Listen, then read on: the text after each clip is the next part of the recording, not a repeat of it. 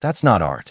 The words landed in the center of the grand ballroom with the quiet cruelty of someone who had spent years believing his opinion was worth more than everyone else's.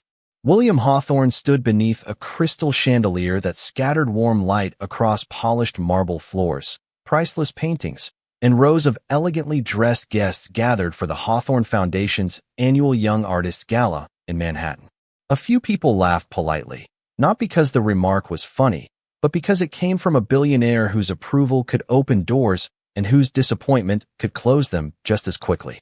At the far end of the stage stood 9-year-old Nia Brooks, a small black girl in a neatly pressed thrift store dress, clutching a worn sketchbook against her chest. Her fingers tightened around the faded cover, but she did not lower her eyes. Around her, dozens of children's paintings lined illuminated display panels. Bright landscapes, family portraits, city skylines, and dreams captured in watercolor and pencil filled the room. Yet somehow the entire gala seemed to narrow until only two people remained in focus: the billionaire and the girl he had just embarrassed. William stepped closer to the painting mounted on the easel. "I'm sure it means something to you," he said, his voice smooth and dismissive. "But meaningful and valuable aren't always the same thing." Several guests nodded automatically. Near the front row, Claudia Vance, the foundation's director, folded her arms with quiet satisfaction. She had wanted the competition to showcase polished young talent from elite schools, not children from community centers in forgotten neighborhoods. Nia had been the exception. Looking at her now, Claudia seemed certain that exception was about to disappear. The painting itself was simple at first glance. It showed a woman sitting beside a little girl beneath a glowing street lamp on a rainy evening. The woman wore a blue coat. The child held a sketchbook. Behind them stood a row of small brick buildings bathed in golden light. Nothing about it appeared extraordinary, yet there was something hauntingly alive in the woman's expression, as though she had been captured from a memory instead of imagination. "Who is she?" William asked. Nia looked at the painting before answering. "Someone who was kind to me." A few guests exchanged glances. William shrugged. "Then perhaps the lesson here is kindness." More quiet laughter drifted through the ballroom. Nia remained still. Her dark eyes moved from the painting to the billionaire's face. The room expected tears, embarrassment, maybe silence. Instead, she surprised everyone. "Then why is she wearing your wife's necklace?" The laughter vanished instantly. A hush rolled across the ballroom, so completely that the faint hum of the air conditioning suddenly sounded loud. William's expression didn't change at first. It simply froze. The practiced confidence that had carried him through boardrooms, interviews, and billion-dollar negotiations seemed to pause in place. Across the room, glasses stopped halfway to lips. Conversations died mid-sentence. Even Claudia's smile disappeared. William stared at the painting again. The woman in the blue coat sat beneath the street lamp, her head turned slightly toward the child beside her. Around her neck hung a delicate silver necklace. Tiny, easy to miss, a small pendant shaped like a bird. For a moment nobody spoke. William felt a strange pressure in his chest. His late wife, Eleanor, had owned a necklace exactly like that. Not a famous piece, not something photographed in magazines. Just a simple silver bird she wore almost every day. Very few people knew about it. Fewer still would recognize it from memory. "That's impossible," he said quietly. Nia didn't answer. The chandelier light reflected in the glass covering the painting. William took another step forward. He could hear his own heartbeat now. Not fast, just unusually present. He studied the woman more carefully. The angle of her smile, the gentle posture, the way one hand rested protectively near the child. None of it should have mattered. Plenty of women smiled. Plenty of women wore blue coats. Plenty of artists imagined details. Yet something felt disturbingly familiar. "Who told you about Eleanor?" Claudia asked sharply before William could speak. The sudden question broke the silence. Nia looked confused. "Nobody." "Someone must have," Claudia insisted. "You couldn't know that necklace belonged to Mrs. Hawthorne." Nia glanced back at her painting. "I drew what I remembered." William turned slowly toward the girl. "Remembered?" he repeated. Nia nodded. Her voice remained calm despite hundreds of eyes fixed upon her. "The lady in the picture used to sit with me after school sometimes." The room seemed to tilt. William blinked. Eleanor had been gone for 3 years. 3 long years filled with empty rooms, unfinished conversations, and memories he rarely allowed himself to revisit. Yet now a little girl stood before him claiming to remember a woman she should never have known. William looked again at the painting. Then he noticed something else. Near the lower corner, almost hidden beneath the painted glow of the street lamp, was a tiny red umbrella leaning against the bench. His breath caught. Eleanor had once carried a red umbrella everywhere during rainy weather. It had been one of her favorite things, old and slightly crooked, impossible to replace because she refused to buy another. Suddenly the ballroom no longer felt warm. The music from the string quartet seemed distant. And for the first time all evening, William Hawthorne stopped seeing a poor little girl standing on a stage and began wondering whether she was holding a piece of his past. William Hawthorne could not take his eyes off the painting. The ballroom remained silent, suspended between disbelief and curiosity. The string quartet had stopped playing without anyone noticing. Crystal chandeliers glowed overhead, casting soft reflections across polished marble, but William barely saw any of it. His attention stayed fixed on the small details hidden within the artwork. The silver bird necklace, the red umbrella, the gentle expression on the woman's face. Details that should have meant nothing. Details that somehow meant everything. Claudia Vance recovered first. She stepped forward with a practiced smile that did little to hide the tension in her voice. "This has gone far enough," she said. "Mr. Hawthorne, I am sure this is just a coincidence. Children often absorb information from the internet, magazines, or conversations. There is no reason to make assumptions." Several guests nodded, grateful for an explanation that restored order. William slowly turned toward Nia. "How old are you?" he asked. 9, she answered. "And where did you meet this woman?" Claudia immediately interrupted. "You do not need to answer that." But Nia kept her eyes on William. "At the Community Art Center on 112th Street. William frowned. The answer created more questions, not fewer. Eleanor had supported dozens of charitable projects through the foundation. Yet she rarely visited them personally, at least not officially. During their marriage, she had often disappeared for entire afternoons, returning home with paint on her sleeves and stories she never fully shared. At the time, William had been too busy building companies, attending meetings, and chasing growth reports to ask many questions. He had always assumed there would be more time later. There had not been. "When was this?" he asked quietly. Nia thought for a moment, before she stopped coming. The room seemed to grow even stiller. William swallowed. "And what was her name?" Nia shook her head. "I never knew." That answer surprised everyone. If she were inventing the story, surely she would have used Eleanor's name. Instead, she stood there with simple certainty, holding her sketchbook against her chest. "She just said I could call her Miss Ellie." A sharp breath escaped William before he could stop it.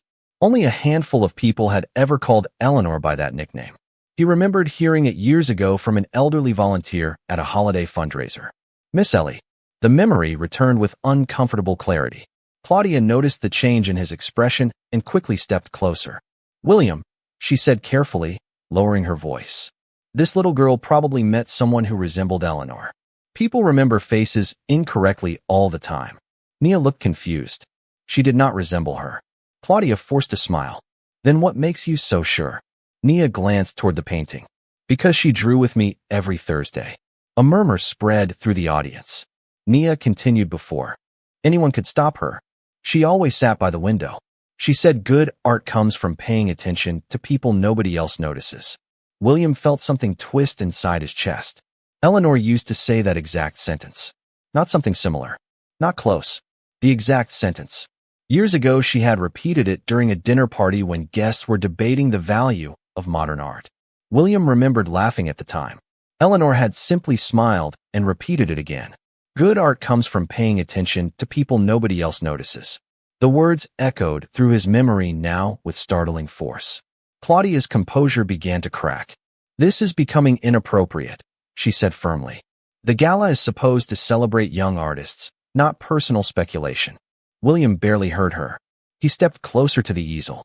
From only a few feet away, he noticed another detail hidden near the edge of the canvas. Tiny initials painted into the corner of the bench. YH. Most guests would never have seen them.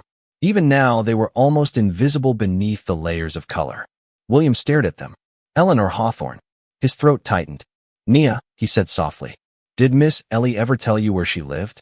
The girl shook her head. "No. She said it was not important." "What did she say was important?" Nia smiled faintly for the first time that evening. She said people spend too much time looking at prices and not enough time looking at hearts. Several guests lowered their eyes. William stood motionless. The irony struck him harder than any criticism ever could. Moments earlier, he had dismissed Nia's painting because he saw no value in it. Now, every brushstroke seemed to expose something he had forgotten about himself. Across the ballroom, Claudia folded her arms tightly.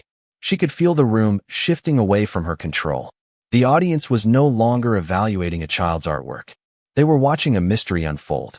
Watching a billionaire confront a past he clearly did not understand. Nia slowly opened her worn sketchbook. "There is something else," she said. William looked up. Carefully, she turned several pages filled with drawings. Streetlights, park benches, coffee cups, smiling strangers. Then she stopped on one particular sketch. The room collectively leaned forward. William's breath caught. There, drawn in pencil years before tonight, was the same woman again. The same blue coat. The same necklace. And beneath the drawing, written in neat handwriting that was not Nia's, were 6 simple words. "Never stop drawing what feels true." For a long moment, nobody moved. The words beneath the sketch seemed to glow brighter than the ballroom lights around them. "Never stop drawing what feels true." William knew that handwriting. He had seen it on birthday cards, notes left beside coffee cups, and letters tucked into books throughout 25 years of marriage. His fingers trembled slightly as he stared at the page. Across the room, guests exchanged uncertain glances. Some leaned forward. Others simply watched in silence, sensing that something deeply personal was unfolding before them. Nia held the sketchbook carefully, as though it contained something fragile. To her, it was simply a collection of memories. To William, it was beginning to feel like a doorway into a part of Eleanor's life he had never fully known. Claudia stepped forward again, determination replacing her earlier confidence. "A phrase does not prove anything," she said. "Many people write encouraging messages to children." William slowly looked up from the sketchbook. For the first time that evening, he did not immediately agree with her. "Perhaps," he said quietly. Nia turned another page. Then another. The drawings varied in style and detail. Some were quick pencil sketches. Others were carefully shaded portraits. Yet one thing connected nearly all of them. The same woman appeared again and again. Sometimes she sat beside children drawing at folding tables. Sometimes she stood near a window smiling. Sometimes she carried art supplies in reusable grocery bags. Every image reflected warmth, patience, presence, the qualities Eleanor had possessed in abundance. William felt a strange ache spreading through his chest. He remembered countless evenings when Eleanor had returned home later than expected. She would tell him she had spent the day helping people, supporting programs, visiting community projects. He had listened, but rarely asked for details. There was always another call to take, another contract to review, another business problem demanding attention. Back then, success seemed urgent. Now those missed conversations felt impossibly expensive. "Did she teach all of you?" a guest asked softly. Nia nodded. "Every Thursday." The answer triggered another wave of whispers throughout the ballroom. William studied the drawing again. "What did she teach?" he asked. Nia smiled faintly. "She said drawing is not about making things perfect. She said it is about noticing what other people miss." Several guests lowered their eyes. The statement carried an uncomfortable weight. William himself had overlooked Nia within seconds of meeting her. He had judged her work before understanding it, judged her story before hearing it, judged her value before seeing her humanity. The realization settled heavily on him. Nia carefully flipped to another page. This time the drawing showed a small classroom. Children sat around folding tables covered with markers and paint jars. At the center stood the same woman in the blue coat. Above the scene, Nia had written a title in careful handwriting. "The Thursday Club." William stared at the words. "What was that?" Nia brightened slightly. "That is what Miss Ellie called it." "The Thursday Club?" "Yes." Her eyes drifted toward the sketch. She said every person deserves one place where they feel seen. The room fell quiet again. William remembered Eleanor saying something remarkably similar years earlier during a charity event. At the time, he had smiled politely and moved on to another conversation. Hearing it repeated now by a child from a neighborhood he had never visited felt almost unreal. Claudia folded her arms. "This still proves very little." Yet even she sounded less certain than before. The guests were no longer paying attention to her. Their focus remained on Nia and the sketchbook. William noticed something tucked inside the back cover. A folded piece of paper. Old. Slightly worn around the edges. "What is that?" he asked. Nia carefully removed it. "Miss Ellie gave it to me." The entire room seemed to hold its breath. Nia unfolded the paper and looked at it for a moment before handing it to William. He accepted it slowly. The paper was thick, cream-colored stationery. His stomach tightened before he even read the words. He recognized the stationery immediately. It had come from his own home office. Eleanor used it for handwritten notes. William looked down. The message was short. "To the artist who sees light in places others forget. Keep creating. The world needs people who notice." There was no signature. None was necessary. He knew exactly who had written it. His vision blurred for a moment.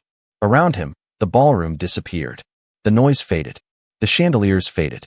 Even the audience faded. All he could see was a memory. Eleanor sitting by a window on a rainy afternoon, writing notes by hand because she believed personal words mattered more than printed ones. William swallowed hard. When he finally looked up, Nia was watching him carefully. Not with fear. Not with expectation. Just quiet curiosity. As if she were wondering why this wealthy stranger seemed so shaken by something she had treasured for years. And for the first time that evening, William realized the question was not whether Nia had known Eleanor. The question was how much of Eleanor's life he had never known himself. The cream-colored note remained in William's hands long after he finished reading it. The paper felt impossibly light, yet it carried more weight than any contract he had signed in years.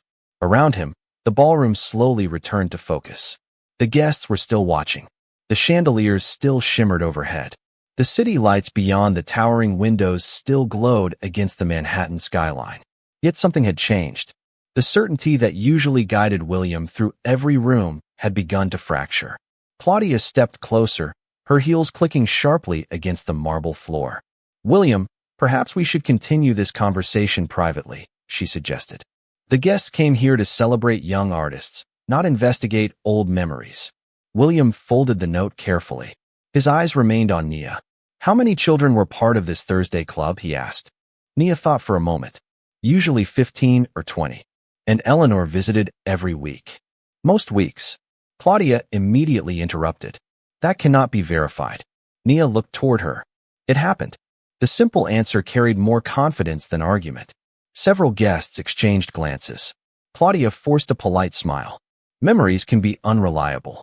"Not hers," an older woman near the front suddenly said. Heads turned toward her. The woman adjusted her glasses and stepped forward. William recognized her immediately. Margaret Ellis had served on the foundation board for nearly a decade. She rarely spoke during public events, but when she did, people listened. Margaret looked at Nia, then at William. 3 years ago, I visited one of the community programs Eleanor supported. I remember seeing children gathered around folding tables drawing pictures. William frowned. "You never mentioned that." Margaret's expression softened. "You never asked." The words landed harder than she intended. William looked away. The truth was impossible to deny. He had spent years funding charitable initiatives without truly understanding them. The foundation had become another item on quarterly reports. Eleanor had seen something deeper, something personal. Margaret continued. "I only stayed for 15 minutes. But I remember Eleanor sitting with the children. She was laughing. She looked happier than I had seen her in years." Silence followed. William felt a painful mixture of gratitude and regret. Gratitude that someone remembered. Regret that he had not been there himself. Nia carefully closed her sketchbook. She always remembered everyone's name. William looked at her. "Everyone's." Nia nodded. "The first day I met her, she remembered mine after hearing it once." A faint smile touched her face. She said names matter because people matter. Another memory surfaced. Eleanor saying those exact words while writing thank you cards at their kitchen table. William used to tease her for spending hours on handwritten notes. She always replied the same way. If people are worth helping, they are worth remembering. The room had become so quiet that every word seemed to echo. Claudia crossed her arms. Even if Eleanor volunteered there occasionally, it still does not explain these drawings. Nia looked confused by the resistance. "Why?" Claudia sighed. "Because Mrs. Hawthorne was an important public figure. Many people knew who she was." Nia shook her head. "I did not." That answer stunned the room. Claudia blinked. You did not know? No. Nia glanced down at the sketchbook. I only knew Miss Ellie. William felt something tighten in his throat. To Nia, Eleanor had not been a billionaire's wife. Not a donor. Not a public figure. She had simply been someone who showed up. Someone who listened. Someone who sat beside children and encouraged them to create. The realization exposed a truth William found difficult to face. Nia had known a version of Eleanor that the world rarely saw. Perhaps even a version he himself had taken for granted. A young reporter standing near the back finally raised a hand. Mr. Hawthorne, would you like to comment? The question broke the spell. Dozens of eyes immediately shifted toward William. Normally, he would have answered without hesitation. Tonight, the words would not come. He looked at the painting again. The woman beneath the street lamp seemed almost alive. Patient. Kind. Familiar. Then he noticed something new. Near the edge of the painted bench sat a small coffee cup. His breath caught. Eleanor carried the same paper coffee cup every Thursday when she left home. He remembered because she always bought coffee from the same neighborhood cafe. Such an insignificant detail. Yet Nia had painted it perfectly. Not because she had studied photographs. Not because she had searched the internet. Because she had been there. William slowly looked at the girl. For the first time since the gala began, he no longer saw a child whose artwork needed evaluation. He saw a witness. Someone holding pieces of Eleanor's story. Pieces he had never known existed. And somewhere deep inside, a question began to grow. If Nia's memories were true, what else had Eleanor left behind that he had never bothered to see? The questions refused to leave William's mind. Even as conversations slowly resumed throughout the ballroom, his attention remained fixed on Nia and the worn sketchbook resting in her hands. The gala had transformed into something entirely different from the carefully planned event listed on the evening schedule. Guests who had arrived expecting speeches and awards now found themselves watching a story unfold in real time. William barely noticed them. He stepped away from the stage and moved toward one of the large windows overlooking the city. Far below, streams of headlights flowed through Manhattan streets like ribbons of light. For years he had looked at views like this and felt pride. Tonight he felt something else. Distance. The realization settled heavily upon him. Eleanor had spent years building connections in places he had never visited. She had known children by name. She had encouraged artists. She had shown up week after week while he sat in conference rooms, believing financial support alone was enough. Behind him, Nia carefully returned the folded note to the sketchbook. Margaret Ellis approached her with a warm smile. You must have loved those classes. Nia nodded. Everyone did. What made them special? Nia thought for a moment. Miss Ellie listened. The answer seemed almost too simple. Yet Margaret smiled knowingly. William closed his eyes briefly. Listening. It sounded easy. Yet somewhere along the way he had become better at speaking than listening, better at directing than understanding. When he turned back toward the room, he noticed several guests gathered around Nia's artwork. They were studying details that nobody had paid attention to earlier. The blue coat, the red umbrella, the silver bird necklace, the coffee cup. Every small detail seemed to carry a memory. Every memory seemed to reveal another piece of Eleanor's hidden world. Claudia watched the scene with growing frustration. The gala was slipping beyond her control. She approached William once more. We should move on with the program. Her voice remained professional, but tension lingered beneath it. The sponsors are expecting the awards presentation. William looked at her. Do you know the community center on 112th Street? Claudia hesitated. I am aware of it. Have you visited? Not personally. William studied her expression. Did Eleanor ever discuss it with you? Claudia glanced away for a fraction of a second. It was a small reaction, but William noticed. She mentioned several programs over the years. Several. Yes. William waited. Claudia shifted uncomfortably. Most of the details went through administrative channels. The answer felt incomplete. Before he could respond, another voice interrupted. I remember that place. Everyone turned. A gray-haired man, standing near the refreshment table, stepped forward. His name was Daniel Mercer, a longtime donor to the foundation. My granddaughter attended classes there. William frowned. You never told me. Daniel laughed softly. You never asked me either. The second time those words appeared that evening, they struck even harder. Daniel looked toward Nia. The children loved a volunteer named Ellie.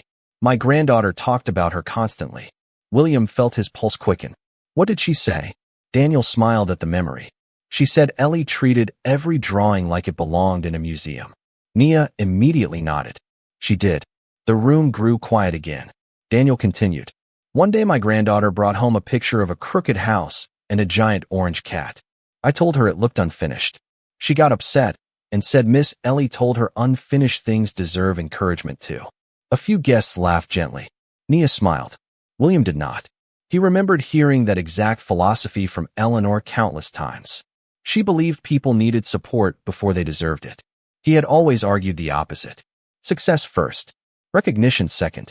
Looking around the ballroom now, he wondered how many opportunities for kindness he had missed because of that belief. Then Nia spoke again. Miss Ellie said something else. Every conversation stopped. William looked toward her. What did she say? Nia glanced down at the sketchbook before answering. She said someday somebody would need these drawings.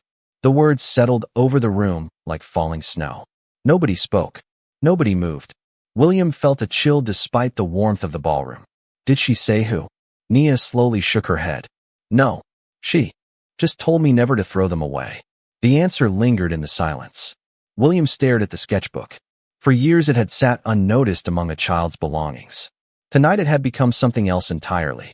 A collection of memories. A map of forgotten kindness. A record of a woman whose influence had stretched farther than he ever imagined. And as he looked at Nia standing beneath the gallery lights, William realized that Eleanor might not have left those drawings behind for the children alone. Perhaps she had left them for him. The ballroom no longer felt like a place built for awards and applause. It felt like a room full of people searching for answers. William stood motionless near the painting while conversations softened into whispers around him. The city lights beyond the glass walls shimmered against the night sky, but his attention remained fixed on the sketchbook in Nia's hands. Somewhere inside those pages were fragments of a life Eleanor had lived beyond the reach of headlines, board meetings, and foundation reports. He wanted to understand why. More importantly, he wanted to understand how he had missed it. Nia carefully adjusted the worn cover of the sketchbook. Years of use had softened its corners. Stickers decorated the back. Pencil marks lined the edges. It looked ordinary, yet every page seemed capable of revealing another memory. William took a slow breath. Nia, he said, do you remember the last time you saw Miss Ellie? The question instantly quieted the room. Nia nodded. Yes. William's heart tightened. Can you tell me about it? Nia looked down for a moment as though replaying the memory. It was raining. Several guests exchanged glances. William listened carefully. The class ended early because the roof leaked over one of the tables. A faint smile touched her face. Everybody thought we would go home. But Miss Ellie moved the chairs and told us we were having a rain lesson instead. A few people laughed softly. Nia continued. She gave everyone paper and said rain makes colors look different. Then we spent an hour drawing what we saw outside the windows. William could almost hear Eleanor saying it, turning inconvenience into inspiration, finding wonder where others saw problems. It sounded exactly like her. What happened after that? He asked quietly. Nia's smile faded. She stayed behind. Alone? No. Someone came to talk to her. William frowned. Who? Nia hesitated. I do not know. Across the room, Claudia's posture stiffened slightly. The movement was subtle, but William noticed. Nia continued. They talked near the office. Did you hear them? Not really. She looked uncertain. I only remember Miss Ellie seemed sad afterward. The room fell silent again. William felt an unexpected chill. Eleanor rarely showed sadness in public. Even during difficult moments, she carried herself with quiet optimism. Hearing that she had seemed troubled on her final visit unsettled him. Did she say anything before she left? Nia nodded immediately. She told us to keep drawing. A gentle smile returned to her face. She said people forget important things when they stop creating. William lowered his gaze. Eleanor had once told him something similar after he sold his first company. He remembered dismissing it at the time. Creativity felt secondary to achievement. Looking back now, he wondered how many lessons he had ignored simply because they came wrapped in kindness instead of ambition. Margaret stepped closer. Did she ever come back after that day? Nia shook her head. No. The answer settled heavily across the ballroom. Years had passed since then. Years during which the children had apparently kept drawing. Years during which William had never visited the place Eleanor cared about so deeply. Daniel Mercer glanced toward the painting. What happened to the Thursday Club after she stopped coming? Nia's expression changed. The brightness in her eyes dimmed slightly. It ended. William looked up sharply. Ended. Nia nodded. A few weeks later. Why? She hesitated again. The funding disappeared. The words landed like a stone dropped into still water. Several guests immediately turned toward Claudia. Her expression hardened. Community programs close all the time, she said. Budgets change. Priorities shift. Yet her explanation sounded rehearsed. William studied her carefully. Who made that decision? Claudia folded her arms. The foundation reviewed dozens of programs that year. That is not what I asked. The room became very quiet. For the first time all evening, William's voice carried the authority that had built his business empire. Claudia looked uncomfortable. Recommendations came through multiple departments. Nia stared at the floor. The teachers were sad. William noticed the change immediately. What else do you remember? Nia slowly opened the sketchbook again. She turned several pages before stopping near the back. Tucked between two drawings was another piece of paper, smaller than the note William had already seen. More worn. Carefully, she unfolded it.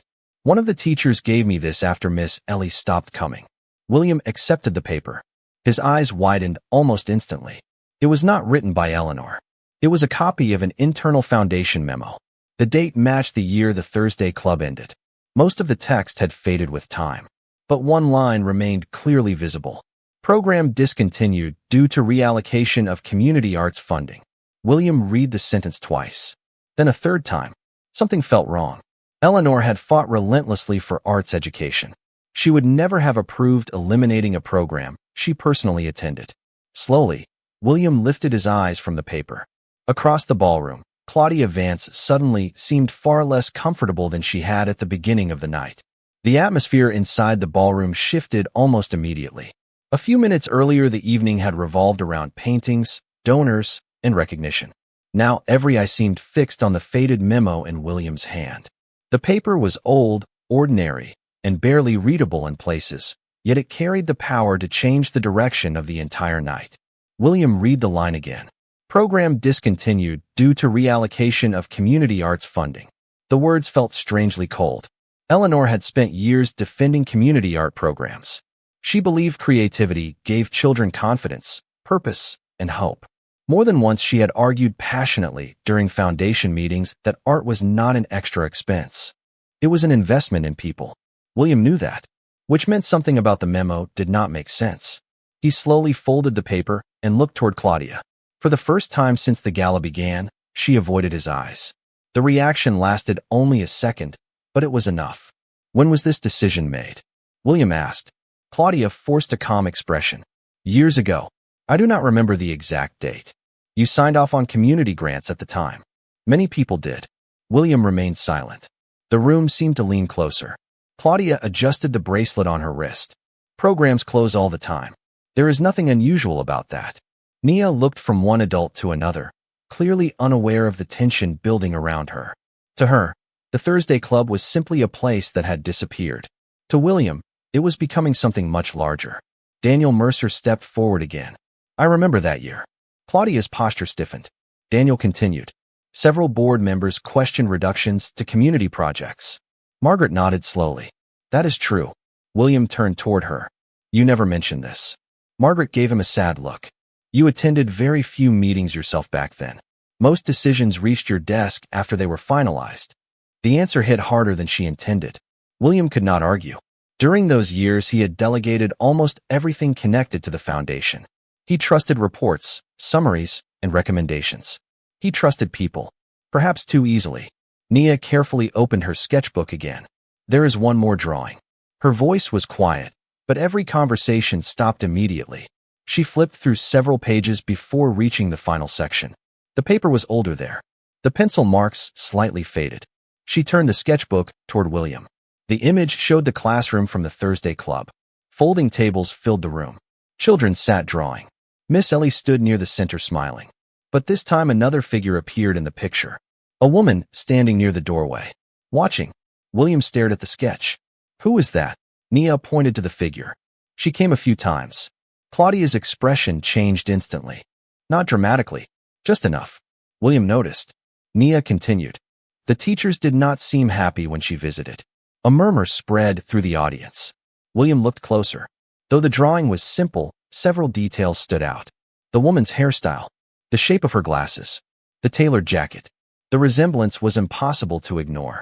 The figure looked remarkably similar to Claudia. Silence filled the ballroom. Claudia laughed softly. Too softly. Children draw many things. Nia tilted her head. I remember her. The answer came without accusation, without anger, just certainty. William looked from the drawing to Claudia. Did you ever visit the center? Claudia hesitated. Possibly. I visited many programs. You said earlier you had never been there personally. The contradiction hung in the air. Several guests exchanged glances. Claudia opened her mouth, then closed it again. For the first time all evening, she seemed unable to find the right words. William lowered his eyes toward the drawing once more. Near the corner of the page, Miss Ellie had been drawn holding a folder. Written across the front in careful pencil lettering were 3 letters. FAC. William frowned. The initials felt familiar. Then realization struck. Foundation Arts Committee. The committee responsible for approving community arts funding. His gaze slowly lifted toward Claudia. Years ago she had chaired that committee. The room became so quiet that even the distant hum of the building seemed loud. Nia hugged the sketchbook closer. Miss Ellie looked sad that day. William's chest tightened. Why? Nia shook her head. I do not know. But before she left, she sat beside me and said something. William felt his pulse quicken. What did she say? Nia smiled faintly, remembering. She said sometimes people stop seeing the value of something because they only look at the cost. The word struck William like a mirror held up to his own life. He had spent years measuring success through numbers, revenue, growth, efficiency. Yet standing in the center of a ballroom filled with priceless artwork, he suddenly realized the most valuable thing Eleanor ever built had never appeared on a balance sheet at all. The silence that followed seemed to stretch across the entire ballroom. Nobody rushed to fill it. Nobody wanted to. The guests stood beneath the crystal chandeliers watching a story none of them had expected to witness. William remained near the painting, his eyes fixed on the final drawing in Nia's sketchbook. The image was simple, yet it carried more truth than any presentation the foundation had delivered in years. A child had preserved memories that adults had forgotten. A sketchbook had protected pieces of Eleanor's legacy that official records had failed to capture. William slowly looked toward Claudia. Did Eleanor oppose the closure of the Thursday Club? His voice was calm, but there was an unmistakable firmness beneath it. Claudia hesitated. I do not remember every discussion from years ago. The answer immediately felt insufficient. Margaret Ellis frowned. I remember one discussion. Every head turned toward her. Margaret stepped forward, her expression thoughtful. There was a board meeting shortly before that program ended. William looked at her. What happened? Margaret folded her hands. Eleanor argued passionately for expanding community arts funding. She believed the program was producing extraordinary results. The room grew quieter. Claudia remained motionless. Margaret continued. Several people disagreed. They felt the money could generate more visibility through larger public events. Daniel Mercer nodded slowly. I remember hearing that argument. William felt his chest tighten. Visibility. Public image. Branding. The words sounded painfully familiar. For years, he had celebrated growth reports without questioning how those numbers were achieved. Margaret looked directly at Claudia. You were one of the strongest voices supporting the change. Claudia inhaled slowly. I was doing my job. Were you? Daniel asked quietly. The question lingered in the air. Claudia straightened her posture. The foundation needed measurable outcomes. Donors expected results. Nia listened carefully, though much of the discussion clearly existed outside her world. To her, the consequences had been simple.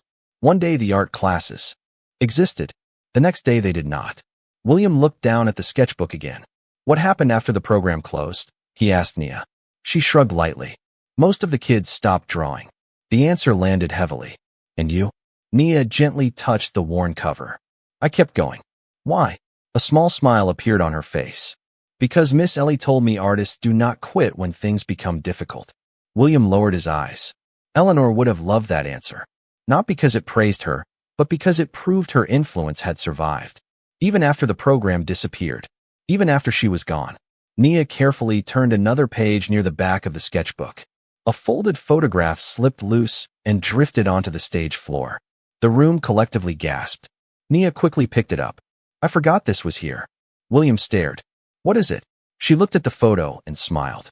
The last day. Slowly she handed it to him. The image showed a group of children crowded around folding tables inside the community center. Markers, crayons, and sketchbooks covered every surface. In the center stood Eleanor, smiling warmly at the camera. William felt emotion rise unexpectedly inside him. He had seen thousands of photographs of his wife over the years. Charity galas, magazine features, foundation dinners. Yet none of them looked like this. In this picture she seemed lighter, happier, completely herself. Then William noticed something else. Standing several feet away in the background was Claudia.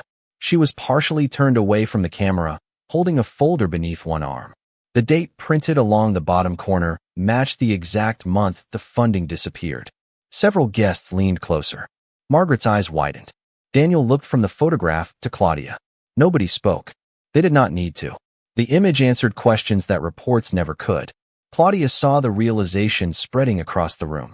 For the first time all evening, confidence left her expression entirely. William looked at the photograph for several long seconds. Then he raised his eyes toward Nia. The little girl stood quietly beneath the gallery lights, unaware that she had just accomplished something extraordinary. She had not exposed the truth through accusations. She had revealed it through memories, through drawings, through simple honesty. And standing there with the photograph in his hands, William finally understood why Eleanor had spent so much time at the Thursday Club. It had never been about art alone. It had been about seeing people before the world overlooked them. The painful truth was that tonight, the person who had most needed that lesson was him. William stood quietly with the photograph in his hands while the ballroom remained frozen around him. The image seemed almost unreal now. Eleanor smiling beside a group of children. The community center alive with creativity. Claudia standing in the background. A moment preserved years before anyone realized how important it would become. The city lights shimmered beyond the glass walls, but nobody was looking outside anymore. Every eye remained fixed on the stage. William lowered the photograph carefully. For several seconds he said nothing. Then he turned toward Nia. You kept all of this? Nia nodded. Miss Ellie said memories disappear when nobody protects them. A faint smile touched William's face. That sounded exactly like Eleanor. The same woman who kept old postcards in desk drawers and handwritten notes tucked into bookshelves because she believed every story mattered. William looked around the ballroom. The guests were waiting. The board members were waiting. Even Claudia seemed to understand that the evening had reached a turning point.